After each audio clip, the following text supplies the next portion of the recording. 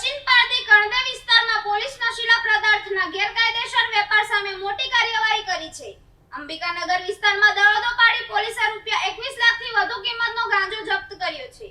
જ્યારે આ કેસમાં 3 મહિલાઓની ધરપકડ કરવામાં આવી છે. સુરતના સચિન પારધી કણદે વિસ્તારમાં પોલીસે નશીલા પદાર્થોના ગેરકાયદેસર વેપાર સામે મોટી કાર્યવાહી હાથ ધરી છે.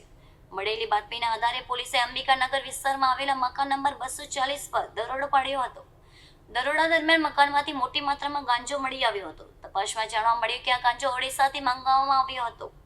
પોલીસ સ્થળ પરથી અંદાજે ₹21 લાખ અને 1,000નો ગાંજો જપ્ત કર્યો છે. આ કાર્યવાહી દરમિયાન 3 મહિલાઓની સંડોવણી સામે આવતા તેમને ઝડપી લેવામાં આવી હતી. પોલીસ દ્વારા મહિલાઓની પૂછપરછ શરૂ કરવામાં આવી છે. ગાંજો કોની પાસેથી મંગાવવામાં આવ્યો હતો અને તેનો સપ્લાય ક્યાં કરવામાં આવ્યો હતો તે દિશામાં પણ તપાસ ચાલી રહી છે.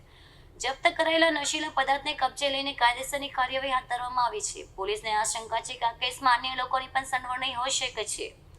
સમગ્ર મામલે વધુ તપાસ માટે અલગ અલગ કડીઓ જોડવાનો પ્રયાસ કરવામાં આવી રહ્યો છે. સુરત પોલીસને આ કાર્યવાહીથી નશાના વેપાર સાથે સંકળાયેલા તત્વોમાં ફફડાટ વ્યાપી ગયો છે.